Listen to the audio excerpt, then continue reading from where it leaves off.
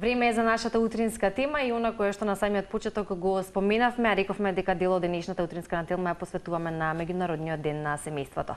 Во првото линковско вклучување на Марија, оние кои што гледаат знаат, оние кои што можеби подоцна се вклучуваат, и ве може да се потсетиме на анкетата која што таа ја спроведе со дел од граѓаните за тоа колку всушност се почитува семејството, како младите размислуваат за тоа и кое е размислувањето на делумно повозрасните граѓани кои што Марија ги спомена, па тоа ќе ни биде една увертира или можеби коментарите кои што можеме да ги продискутираме и со нашата денешна гостинка на темата која што ја посветуваме на денешниот меѓународен ден на семејството. Што е потребно за едно семејство правилно да функционира? Правилно да функционираат здравје, слога, пари. Слога, да има доволно средства за опстанок, и љубов. По моје.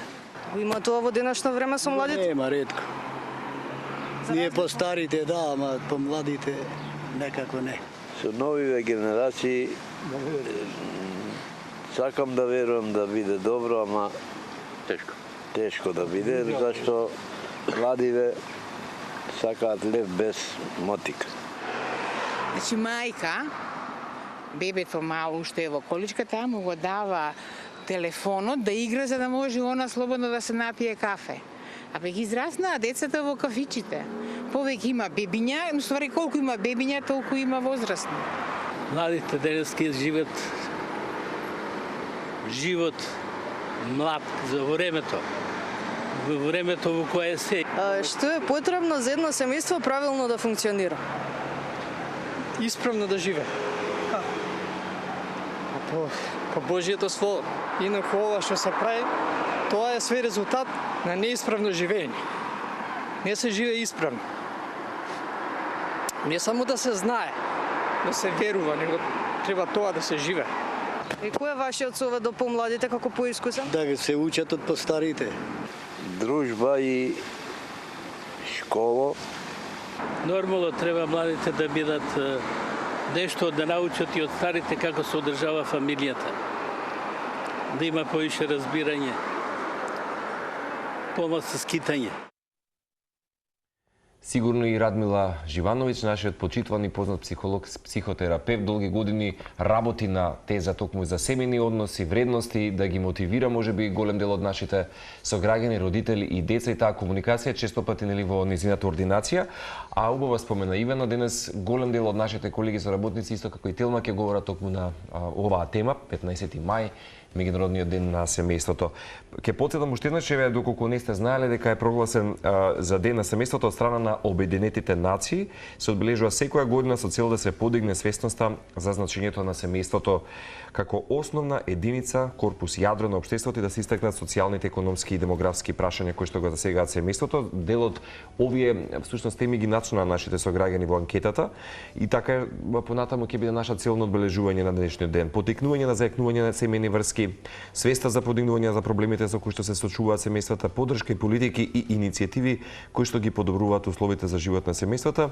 Секој пат можеби темата е различна од аспект на кампањи кои што се шират широм светот апропо одржувањето на 15 мај. Меѓутоа денес за значењето на семејството и семејните вредности, комуникација помеѓу родители и деца, предизвици на брзиот начин на живот, негување на релации, присутност, потикнување на позитивни промени, како што кажавме со почитуваната Радмила Живановиќ. Прва си на листа кога станува збор можеби за овие теми и ти благодариме што ординацијата твоја ќе биде утринова Телма.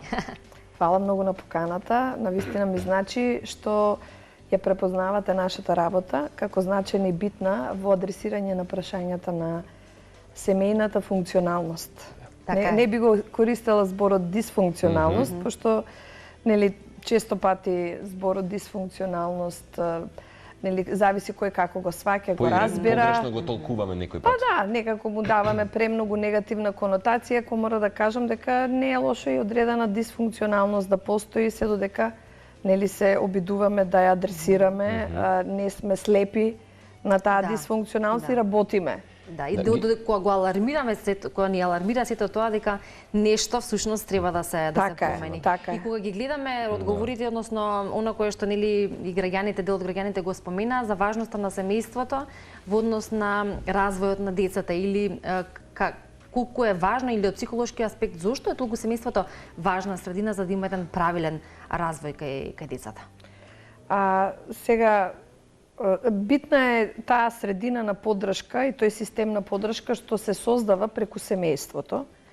Или он е како еден вид на подолгогодишен инкубатор во кој што зреат и се развиваат сите капацитети и потенцијали на детето, вклучително и на нас возрастните како нели ние постојано се развиваме. Најчесто знаеме да кажеме растеме и ние со Така е, растеме со децата, едноставно децата ни носат некои предизвици и тука ние или одлучуваме дали да останеме во она што веќе го знаеме, познатото или продолжуваме понатаму во некои нови, како да кажам, правци.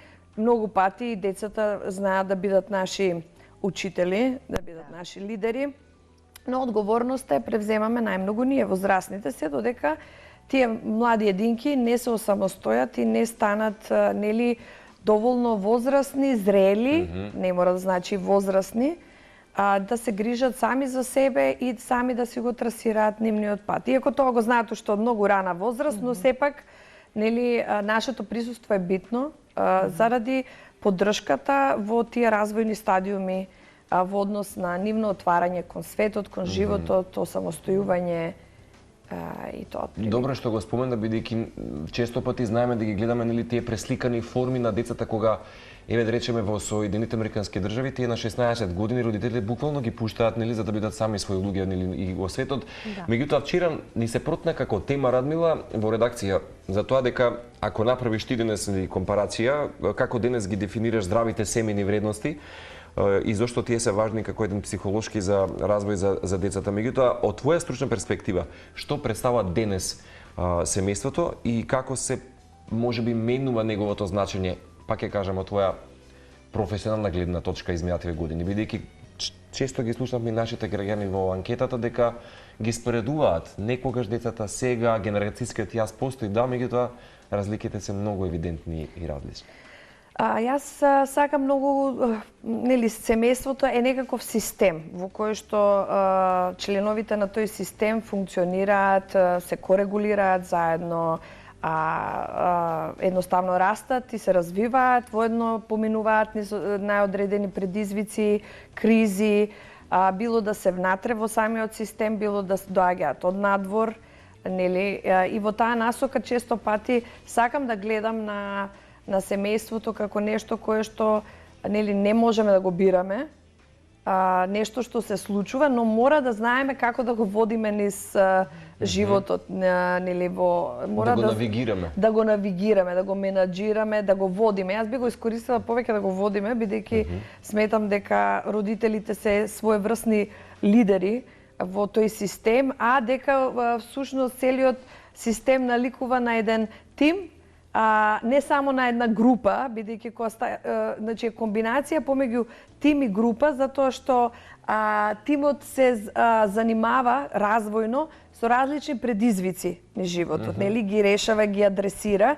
И ако не го гледаме и семејството како еден вид на тим, тогаш сакаме некаква унифицираност. Децата да личат на родителите, родителите да спроведуваат само едни исти пракси. Да биде реплика. Да биде реплика, а вака кога гледаме како тим, сваќаме дека секој има свое место во адресирање на некакво прашање, но дека тој тим и самиот се регулира, нели, и се корегулира, но исто така има и некој кој што е малку поодговорен за тоа се возрастните, нели. Не мора да бидат родителите, тоа се возрастните кои што обезбедуваат некаква сигурност, комфорт, близина, присутност за децата. Она што денес најмногу се соочуваат семејствата во насока на некакви дисфункционални начини на однесување, се најчесто неприсутноста на родителите, одсутноста во момент на некаква си присутност,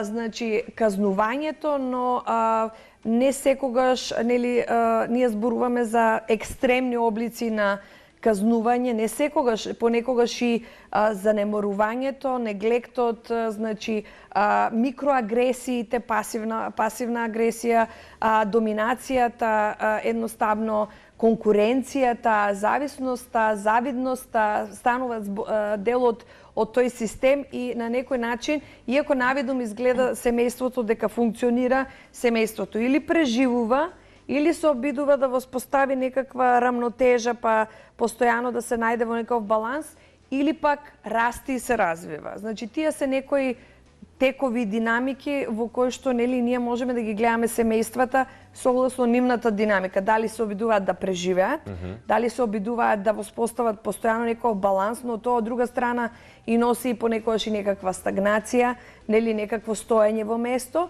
или пак се обидуваат да растат и да се развиваат, бидејќи ги вклучуваат и ги уважуваат, препознаваат капацитетите на секој член од семејството. Да, и веројатно тоа е најважното или можеби најпредизвикувачкото нешто кое што може да се постигне и веројатно ова е Радмила и од ваша пракса во однос на работата дали со родители или со деца, но факт е дека семејствата некогаш и семејствата денес имаат огромна разлика.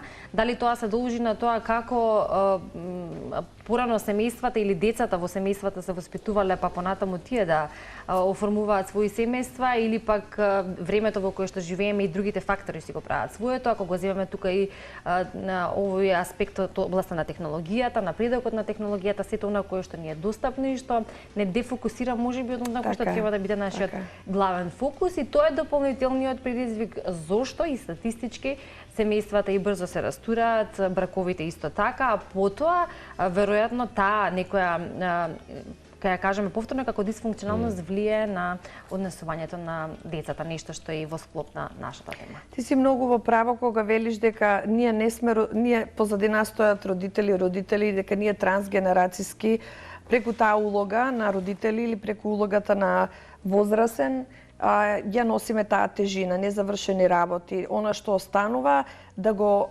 некако решиме во овој наш живот и во овие наши заедници. Од друга страна, семејството како систем многу ранлив, затоа што границите многу допушта влијанијата од надвор да влијаат и да го менуваат.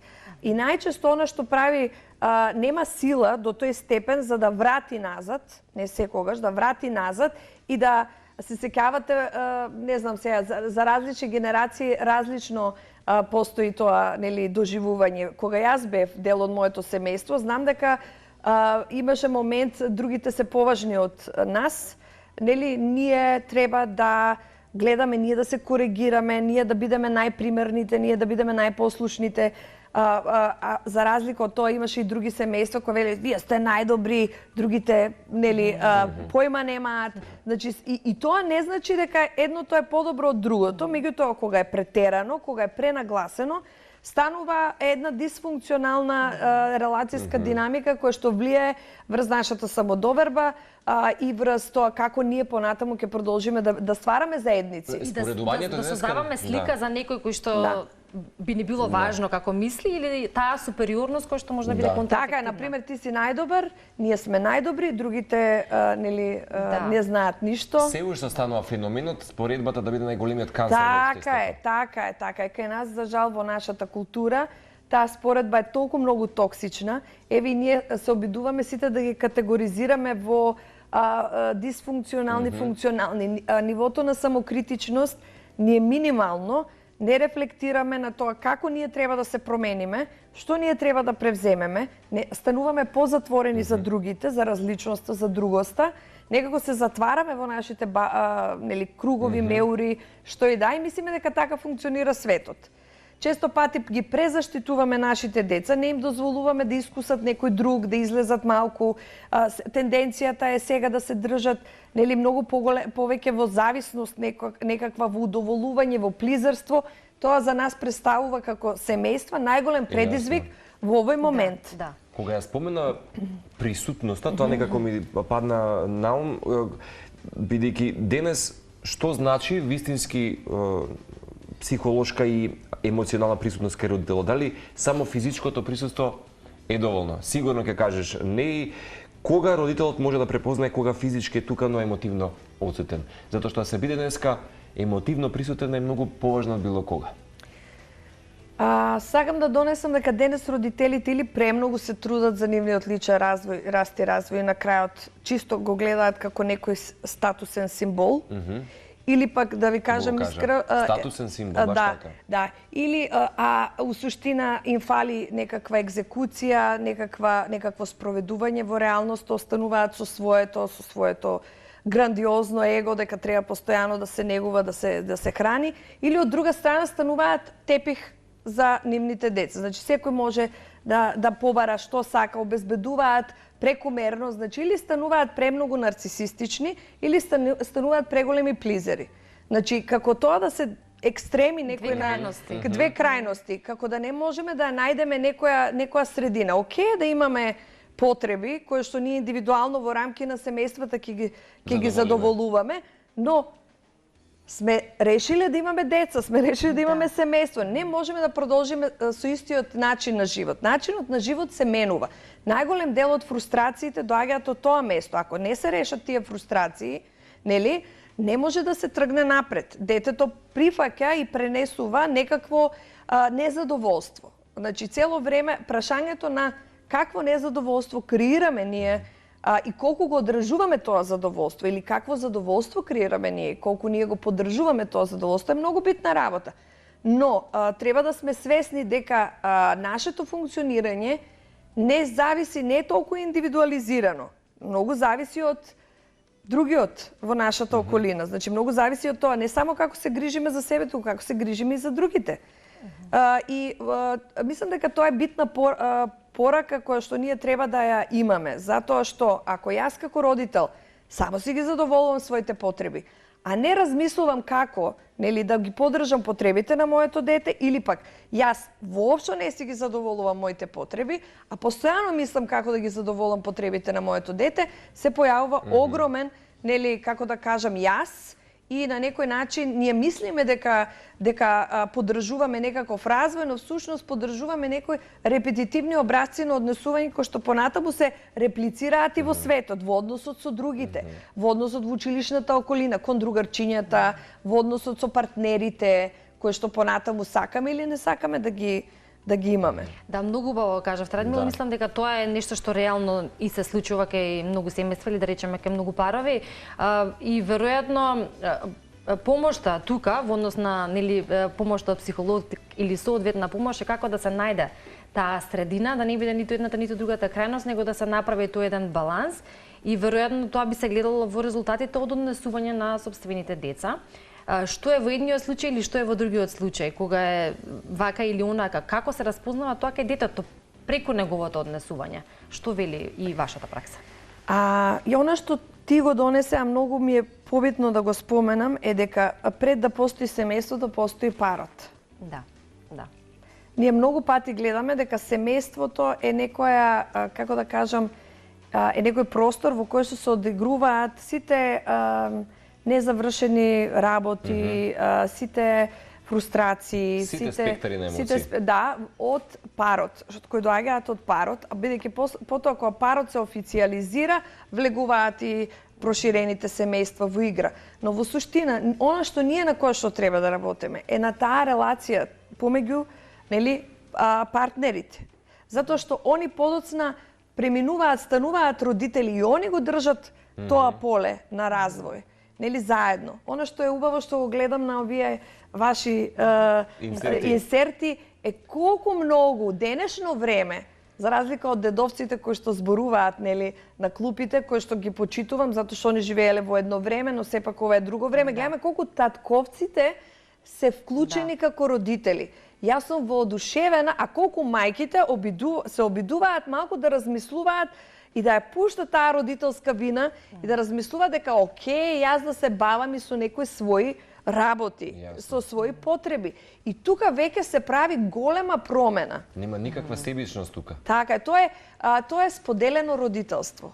Мислам дека споделеното родителство според мене е еден најубав пример на позитивно родителство. Затоа што ние не можеме да им обезбедиме се на нашите деца, а сепак секој од нас носи некоја своја специфичност, посебност, носи мудрост, вештини, начини на справување кои што ние мораме да ги развиваме и во контакт со нашите деца, ама и во контакт со нашиот партнер. И треба да секој да има простор и место да биде родител, ако веќе одлучил да биде родител. Каква е разликата денес меѓу да бидеш со детето и да бидеш за детето? Да, убаво го кажа. Па ја мислам дека објаснив. Да бидеш за детето е оној концепт, се сеќаваш, да го има и нашите мајки. Нашите мајки живеа за децата, нели? Јас постојам за децата. Бидејќи баш една госпоѓа кажа, денеска ги растат мајките за жал, сега не ги генерализираме нели како колективен проблем, меѓутоа кога веле госпоѓата ги растат со таблете да ги оставаат во кафичите. Сега имаме друг ризик. Што нели таа преголема независност, нели и потреба за независност прави преран детачмент од децата и прерано ги оставаме децата сами на себе. Ги пораснуваме многу побрзо затоа што тоа некаде тука ни обезбедува слобода наша. Значи, ние ако копнееме по таа слобода, ама таа слобода не може да дојде толку брзо. Веќе сме се, ја градиме таа улога, таа доаѓа, но не толку брзо. И потребата за контрола, што се јавува исто така е еден сигнал дека ние детето развојно не се менуваме ние согласно неговите развојни потреби, ние остануваме исти, доследни. Така да ќе видите кај тинејџер исто однесување на родител како кога било мало дете или нешто слично. Значи, таа задржување ни ствара некаква сигурност, веројатно комфорт дека не постои никаков друг начин да се однесуваме. Од другата страна, она што го донесе со детето, уз детето, значи како река која што тече заедно, нели? Како што ние ги следиме потребите на детето, но се следиме и себе си. Не може јас да ги следам потребите на детето ако моите потреби се таму некаде недозволени и не освестени. Значи јас се следам себе си, но го следам детето, го следам неговиот капацитет, но исто така сум способна, спремна да поставам граници, да го регулирам тој тек, нели? Пошто детето може да плива, да преплавува, нели, цели подрачја, а ние мораме да го држиме тоа корито, мораме да го насочуваме. Но во исто време тоа не значи дека јас сум го зацртала коритото, па сега ќе течеме во таа насока. Тоа значи дека едноставно ние танцуваме заедно низ тој процес, низ животот и во еден момент сме спремни да пуштиме. Тоа пуштањето е толку тешко. Значи, тука многу работи, во таа сепарација, во тоа одвојување стануваат најголемите всушност кризи. Во моментите на различноста, твоја и моја, стануваат најголемите кризи. Кога јас и ти не се согласуваме, за тогаш стануваат. Значи, недостасува една посоодветна комуникација или вештини за корегулација и за саморегулација, кои што се потребни децата да ги усвојат понатаму, но исто и родителите.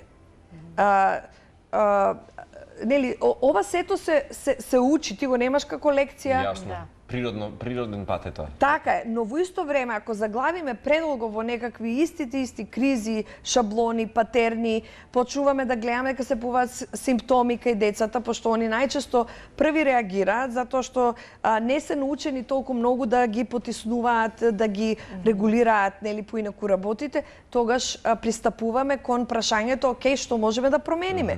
Не е прашањето што направив грешка, каков родител сум јас, нели? И сега да се враќам наназад едно 10 години. Туку што ќе направиш сега? Тргни од сега, промени нешто, направи, разговарај поинаку. И тоа е навика. И тоа мора да се востанови во некаков систем на навика. Така, потребна ни е постојана свесност, присутност, нели, активно слушање на нашите деца и на нас самите. И ни едното, ниту другото не треба да се запостави. Така е. Иако сите кои што ви не следат и кои што се реализирале како родители, дали си во повозрасни години, дали во помлади години, иако рековме современото семејство си носи и своји убавини и позитивни, можеби некои негативни страни, но факт е дека откако ќе се реализираш како родител, сознаваш можеби некои карактеристики, начини на однесување кои што не си ги знаел за себе, односно нешто кој што тој период од животот ти го нуди или налага и според кој што треба да се прилагодиме. Сега умешност е во тоа да знаеме да да се разбудиме, поточно да го откриеме тоа, свесно да ги гледаме работите и на крајот да побараме помош. Колку во денешно време ќе речам младите, но не мислам млади во смисла на години само, туку генерално млади како родители на мали деца се свесни да тоа го забележат, да ги забележат можеби своите реакции или пак реакциите на детето и да реагираат па и да побараат помош кога тоа е потребно. Се со цел да се отиде во прав пат, односно во вистинска насока. Генерацијски многу се разликуваме како родители и мислам дека новите генерации на родители малку повеќе како да кажам, се свесни за одговорноста која што родителството ја носи.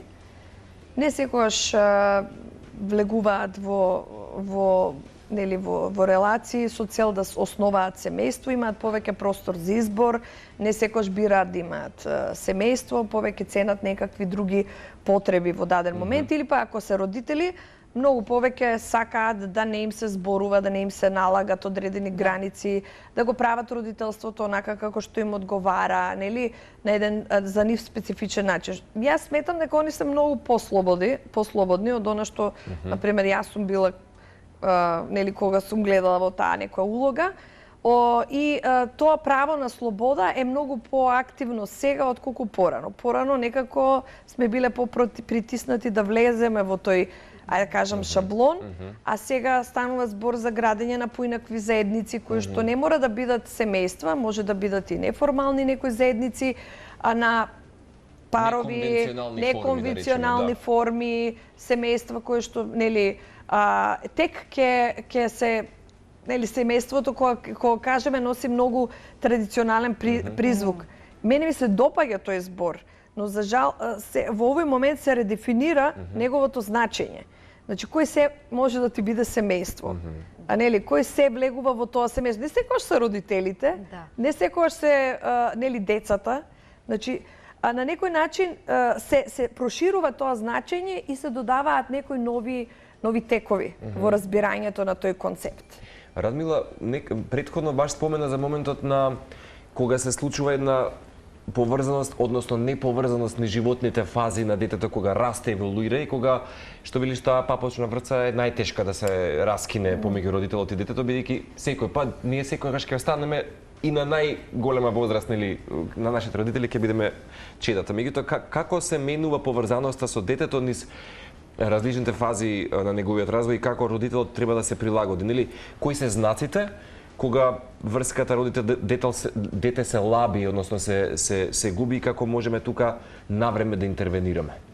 Она што јас го споменав, значи многу зависи дали ние предвремено го пуштаме детето или премногу го задржуваме. Значи станува збор за некаква проценка затоа што детето развојно, ако видиме развојот на детето, детето тргнува од една интензивна поврзаност со родителот и исчекорува кон светот, се движи кон светот, при тоа стекнувајќи вештини, капацитети, слика за себе, слика за светот, кој е светот за мене, нели, кој сум јас во светот, го гради тоа значење, тие капацитети и гледа како да се осамостои, а при тоа да не изгуби врската со она што му е, нели, матична, ајде да кажем матичен извор. Бидејќи преку ноќ може родителот да се изненади кога ќе рече, кога ќе го забележи детето, кога детето ќе рече доста ми е се од тебе, остави ме. Тоа може преку ноќ да се смени. Мислам дека тоа е проблем на родителите, заради тоа што ние некако таа родителска љубов е толку силна и толку некако прв пат можеби во животот имаме нешто што ни припаѓа нам или сме креирале, нели? И тоа е така некаква биолошка даденост понекогаш или императив кој што ние го грабчиме со двете раце и некако многу ни убаво да сме поврзани со некого, нели? Колку помалку се чувствуваме поврзани со светот, толку повеќе се чувствуваме поврзани со нашето дете. Колку повеќе сме незадоволни со работите, толку повеќе гледаме да црпиме од тој извор од таа релација, она што ни недостасува, нели, пошто ние не сме само родители, така? И сега, таа сепаратска анксиозност, која што јас многу сакам и ја работам често, всушност се појавува на сите чекори на осамостојување на детето. Например, од мајката, кога мајката тргнува на работа, кога таткото трко друг превзема да се грижи за него, кога влегува во градинка, во поголема група, пред училиште, пубертет исто така многу нагласена, кога почнуваат да се случуваат различни промени во животот, до самостојување во кое што самите млади почнуваат да размислуваат сами да заработуваат за себе, да бираат своја професија и сето. Значи, цело време не прати тој развој, но нашата флексибилност кон прифаќање кога детето сака да ни се доближи и пуштање кога детето сака да отиде, или пак кога ние сметаме дека е премногу и ние треба некојаш да пуштиме. Но често пати, знаеш, поради таа родителска вина, поради тие некои убедување кој треба да биде родител, не го правиме тоа. И остануваме така залепени за она што не прави среќни, не гледајќи во она друго што може да не направи среќни и исполнети. И често пати тука и овој важен момент можеме да го споменеме на самиот крај, ни отиде времето, темата е голема и се разбира интересна, а и неопходна во однос и на конкретно денешниот ден. Грижата на совест, која што може често да се случува и во форма на сомнеш, дали доволно давам како родител, дали доволно правам, постојано, дали сум добар родител, и тој сомнеш или тие дилеми кои што ги имаме сами со себе, веројатно придонесуваат да некогаш и тоа што сметаме дека е правилно да го направиме погрешно и обратно. Да, ние треба да грешиме како родители и сосем окей да грешиме како родители. Страданието е дел од Така е, ние мораме да се унередиме за да се наредиме, но ако се унередуваме постојано на истиот начин, а не се движиме нанапред, не го преминуваме тоа, не преминуваме во наредна фаза, тогаш е попроблематично. Една само кратка твоја изјава за меѓународниот ден. 15 мај, бидејќи во овој период најчесто прашањето вчера кое што се проблише во редакција е во овие современи предизвици, како да се остане емотивно присутен кога сме седнати на ручек на трпезарија дома, без телефон и така натаму. Кои би биле само твоите здрави навики кои што ќе ги кажеш? Здрави навики се разговарајте со вашите деца, прифаќајте ги нивните различни периоди на живење, обидете се да не катастрофизирате, нели? Да не се плашите повеќе од потребното, и да работите на себе. Нели? Голем дел од она што го креирате со вашите деца е дел од вас самите. Одличен разговор, Радмила, да благодариме многу за гостувањето. Квалитетна утринска тема посветена на денешниот меѓународен ден на семејството. Се гледаме во следна прилика, верувам, со повторно убава тема.